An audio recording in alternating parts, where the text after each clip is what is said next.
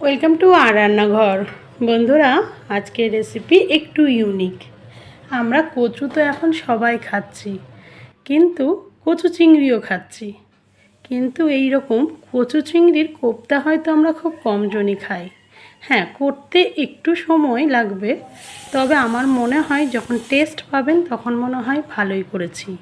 তো প্রথমেই দেখুন, আমি বেশি নয় 5-6টা কচু নিয়েছি। কচু ছিলে পরিষ্কার করে নিয়েছি, একটু লবণ দিয়ে ঘষে নিলাম।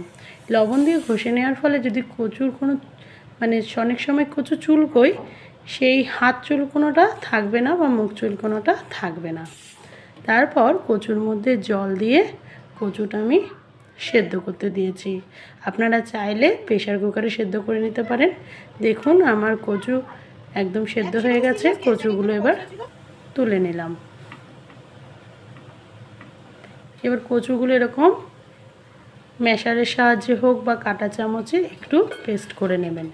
আমি একটু লেবুর রস ব্যবহার করলাম, কারণ কচুতে সত্যি অনেক সময় মুখ চুলকোয়।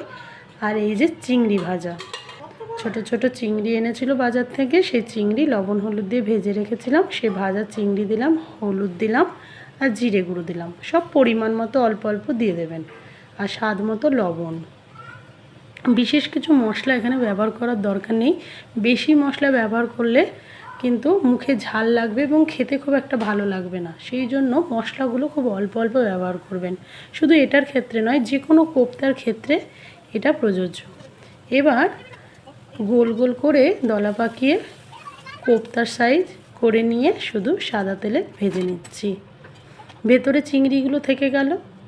এই রেসিপিটা এত মজাদার খেতে, না করলে বিশ্বাস করবেন না।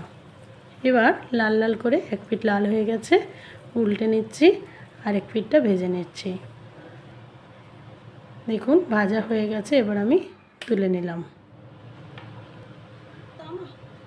এবার ওই তেলেই, যে তেলটুকু ছিল সেই তেলেই আমি গোটা জিরে, একটা শুকনো লঙ্কা, একটা তেজপাতা, একটা দারচিনি আর 2টো এলাচ দিয়ে দিলাম। দেওয়ার পর একটা বড় সাইজের পেঁয়াজ দিলাম, আর দিলাম টমেটো কুচি।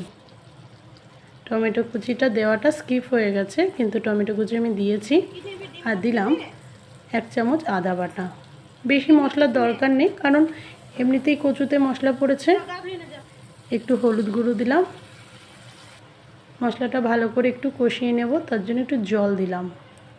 একটু লাল লঙ্কার গুঁড়ো দিয়ে দিলাম, এটা কাশ্মীরি লঙ্কার গুঁড়ো। এবার মশলাটা একটু সেদ্ধ সেদ্ধ হয়ে গেছে আর কষানো হয়ে গেছে। দেখুন, একদম তেল ছেড়ে দিয়েছে। আরও একটু জল দিলাম, কারণ একদম শুকিয়ে গেছে।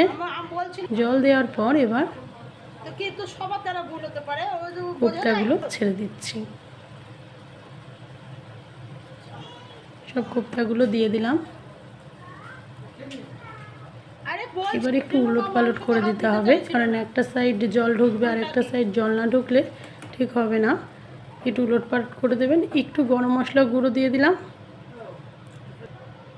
খুব বেশি একটু শুকিয়ে গেছে, তাই একটু জলটা ঢোকার জন্য আমি আরও একটু জল ব্যবহার করে একবার ফুটিয়ে নেব। একবার ফুটিয়ে নিলেই হবে।